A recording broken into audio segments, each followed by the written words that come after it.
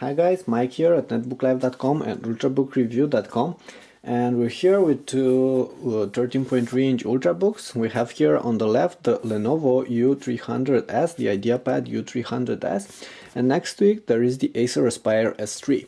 We're going to compare these two in this video clip, and of course from starters I do have to tell you that this is a lot more expensive than the Acer. So the Acer is like the cheapest ultrabook available right now, while on the other side the Lenovo is one of the most expensive. So you'll have to keep that in mind when going through this comparison. Okay, so let's start of course with the exterior. The Lenovo is definitely one of the best looking devices in this class. It comes with a full aluminum body. What you have here is the charcoal gray version. There's also going to be one available in clementine orange, which I believe is going to look even better. This is the charcoal gray version. You can see that the device is pretty slim. The aluminum feels solid and definitely feels good in your hand. One thing I don't like, smudges are quite visible on this finish, so might have a hard time actually keep this one looking clean. But besides this, it's very nice with a minimalistic mate design. The only thing you have on the front is the Lenovo logo, while on the back you don't really have that much. You have this, the Intel logo and the Windows 7 logo, and I'm going to tell you why they are here. On the back there's actually nothing else besides this rubber feet for putting this one on a desk.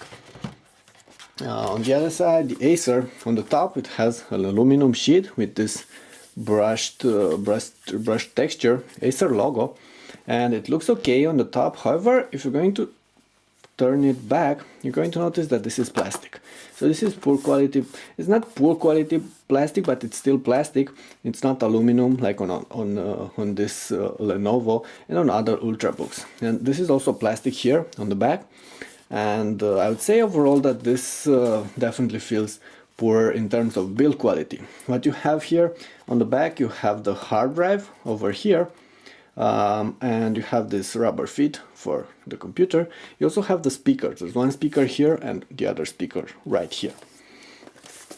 Okay, comparing these two, putting it one on top of the other, I would say they're pretty much on par. I think they're actually identical. They're also pretty much on par in terms of weight as well, both under 3 pounds, and in terms of width. I'm not really sure what to say, but I think this one is thinner, the Lenovo. And of course, there's one thing you should notice: this one gets slimmer as it gets towards the top, a bit slimmer as it gets towards the front part here, and it's thicker here. While on the Lenovo, it's a pretty even shape, and it's 0.6 inches all around the body. Okay. Now let's go ahead and have a quick look on the ports, and we're going to start with the Acer. And in this part on the left, I think this is the headphone jack, and this is pretty much all here. Nothing on the front,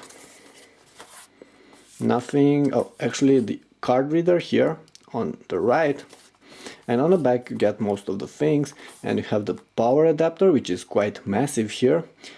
Standard HDMI, 2 USBs, standard USBs, no USB 3.0, and a cooling fan over here on the back. On the other side, the Lenovo, I'm going to start with the left part as well, and you don't have many things here.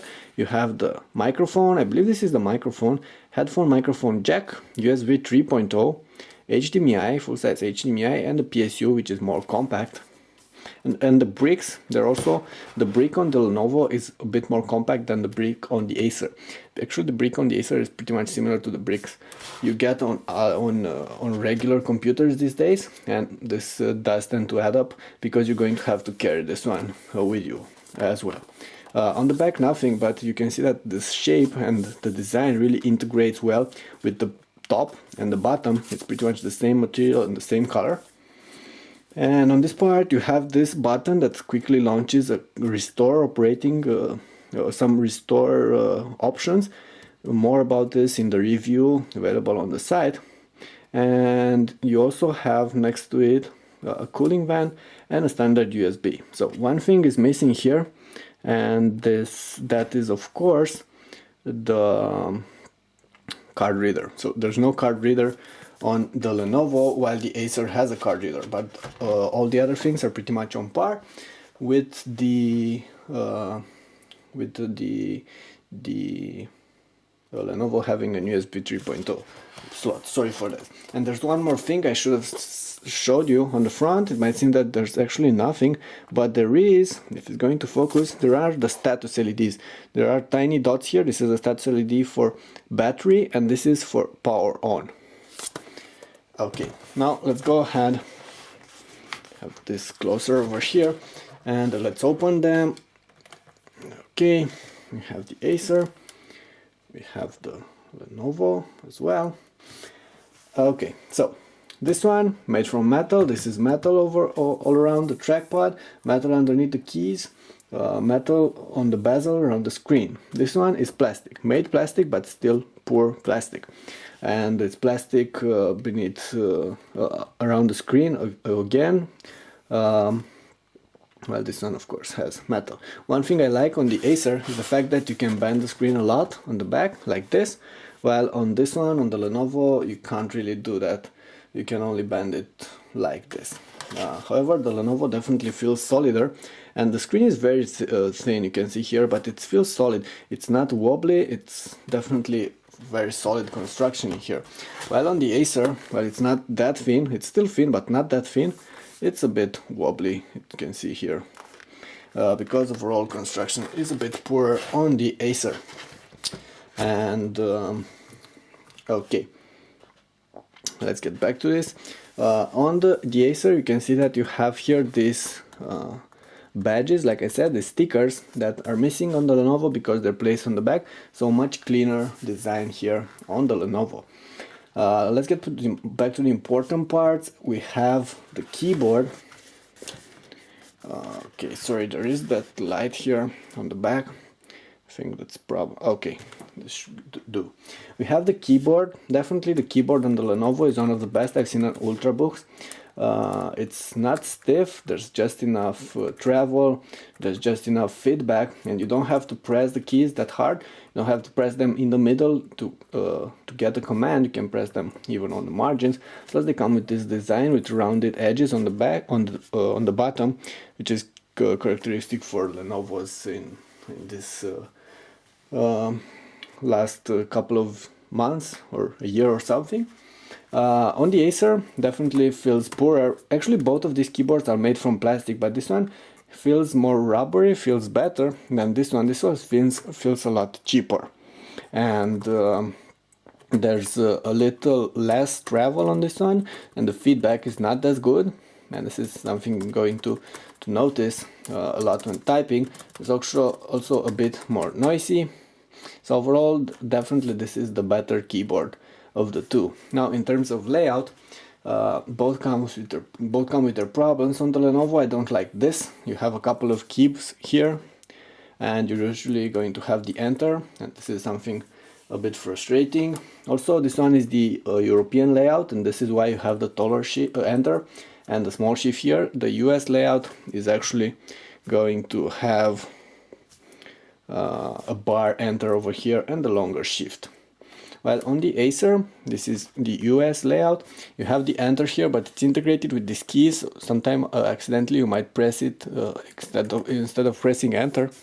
You also have a big shift here, which is okay, but the arrow keys, they're very tiny, they're incredibly tiny. I haven't seen tinier keys than this. And on the other hand, on the Lenovo, they're definitely bigger and better. As for the trackpad, you can see that the trackpad on the Lenovo is way bigger than what you get on the Acer. It's also more responsive, and it's overall easier to use. Also, if you're going to click it, this one is clickable, and of course you don't have to press that hard to perform a click here on the buttons on the bottom. While on this one you really have to press harder, and it doesn't feel like as good as this one. This is a glass trackpad, while this one, I think it's a standard plastic trackpad. and it doesn't have the friction that it has actually more friction, which is kind of uncomfortable than this one. It's not that accurate, and you're not going to like it as much as the one on the Lenovo. Okay, now let's go ahead and power these two together and see which one loads faster. And spoiler alert, this one will, because this comes with an SSD, and they're pretty much similar in terms of configuration. These two here, they both come with Core i5 processors, 4 GB of RAM, but this one comes with a 128 GB SSD, while this one comes with a 320 GB hard drive with hybrid flash memory, 220 GB of hybrid flash memory. You can see this one is okay, it's already running, you can use it, while this one is gonna take a while. And bottom point, got around 30 seconds boot time for the Lenovo, while this one boots in like a minute or even a bit extra. The screens. I'm going to talk about the screens while this one still loads. They're both pretty much similar. 1366 by 768 pixel resolution, glossy finish, so non-glare finish. I would say pretty much similar viewing angles, although I think I like the viewing angles on the Lenovo just a bit better. Let me go ahead and turn this a bit like this, so you might notice the viewing angles, but there's still not that much. I can tell you here, you're going to have to view the reviews for that. That would be a bit better. I think this one is also a bit brighter, I would say, the screen on the Lenovo, but the contrast is pretty poor actually on both of them. Okay, so those are the screens. In terms of performances, of course, this one is faster because it has the SSD. It's also quieter, it runs cooler than the Acer. Right now the Acer already, the fan inside the Acer is already a bit disturbing, while the Lenovo runs very silent right now. Let us go ahead and close these two and see how long it's going to take to resume. This one takes a bit of time to get to sleep. It's not on sleep mode yet, but this one is already on sleep mode. And the Acer, you have to wait for the hard drive. It's gonna take a bit, and it's gonna take a bit longer. There is this LED that's going to tell us when it's on sleep.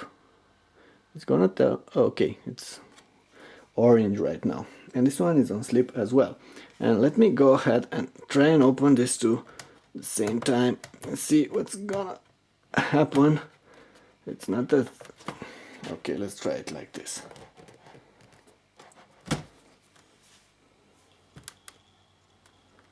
So you saw that actually the Acer loaded faster, even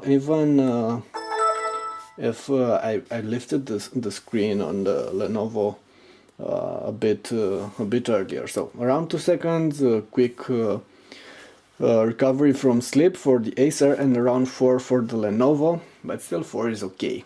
I would say it's okay. It's lower than other ultrabooks, but it's okay. Plus it loads a lot faster and gets to sleep a lot faster as well. And I also wanted to show you those status LEDs that I've mentioned. Here they are. This is how they look. They're not intrusive, and they actually look very nice. And if the device is charging, this one is going to turn in orange, and it will tell you when it's charging and when it's going to finish charging. And speaking of that, battery life. This one has a 50-watt battery, while this one, the Acer, has a 38-watt battery, so smaller. And this translates in about 6 hours of life for the Lenovo and about 4 hours of life for the Acer. Of course, having the SD, the standard hard drive, also its battery life. So this is probably why you only get that much for the Acer. Of course, this can get a bit longer for light use and can get way lower for heavy use, running some CPU intensive applications. But still, 6 hours is actually very good for portable, powerful portable like this, while 4 hours, they're not that good. Like I said, the charging bricks bigger on the Acer than the one on the Lenovo. Still, they're both bigger than what you have on the MacBook Air and on the Asus ZenBook, which actually copied the MacBook Air. What I like on the Lenovo is that you have this rapid charge function.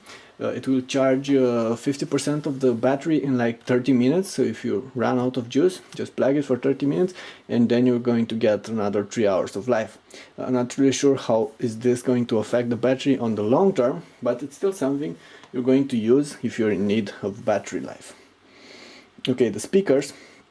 I'm not going to open any clips right now, but I'm just going to tell you the speakers, they're both decently loud on both of them. However, on the Acer they're placed here beneath and they sound a bit muffled, while on the Lenovo they sound a bit better and they're placed, I think they're placed beneath the keyboard. I haven't actually been able to find out where they are placed, but I think they're placed toward the keyboard because the sound, the sound is a bit better in terms of quality. Okay, and this pretty much concludes our comparison of these two ultrabooks. And like I said from the starters, this is the cheaper and this is one of the most expensive such machines on the market. And what does this mean? The Acer starts at $899. This Acer here is $899, while the Lenovo, I'm not really sure how much this configuration is going to cost, but I would say around $10.99, $11.99, something like this. Because it comes with an SSD. But if you're going to compare the top versions, the Lenovo has the Core i7 with 256 GB for $14.99, while the top version for the Acer goes for like $11.99 with a 240 GB SSD, and it was just recently launched. So definitely if you want a cheaper ultrabook, you can go for the Acer. You're going to save a lot of money over the Lenovo, but still you're going to lose a lot of things. Actually, I don't know if there's anything I like better on the Acer than on this Lenovo. The screens, I'd say they're pretty much on par, but besides this, the Lenovo is better built, looks better, has a better keyboard, better trackpad, better sound, better battery life, and the list can go on. While this one is slower, plastic case, poor trackpad, not that good keyboard, only 4 hours of life. So it's really hard to compare these two when you put them side by side. So my take right now, as I said in my review for the Acer, it's not a bad device as long as you can find it cheaper. And right now I'd say $899, it's too much for it. If you're going to find it for like $699, $749, it might be a good pick, but right now for $899 I wouldn't buy it. The Lenovo, of course, it's way more expensive, it's way above the $1,000 mark, but it does offer a lot of value, and I believe right now it's one of the best ultrabooks on the market. Of course, it's not perfect, still has its issues, and my biggest concern is the screen. I would have loved a matte screen with an increased resolution, that would have been ideal, and I also would have loved illuminated keyboard. If I had those, I would be just satisfied with the Lenovo, even though it doesn't have an SD card reader, which is something I get to use a lot on computers like this, being a journalist and needing to upload clips and photos and stuff like this. Okay, that was it for now. More details should be available in the written comparison that I'm going to post on the site, probably on netbooklive.com, but you should also check out ultrabookreview.com, where I only speak about such devices, so it's only for ultrabooks. That's it for now. Actually, Mike at these two sites with the Lenovo Ideapad U300S, and next to it the Acer Aspire S3 video comparison. Thanks, and of course don't forget, if you liked this clip and like our work in general, please subscribe and press thumbs up.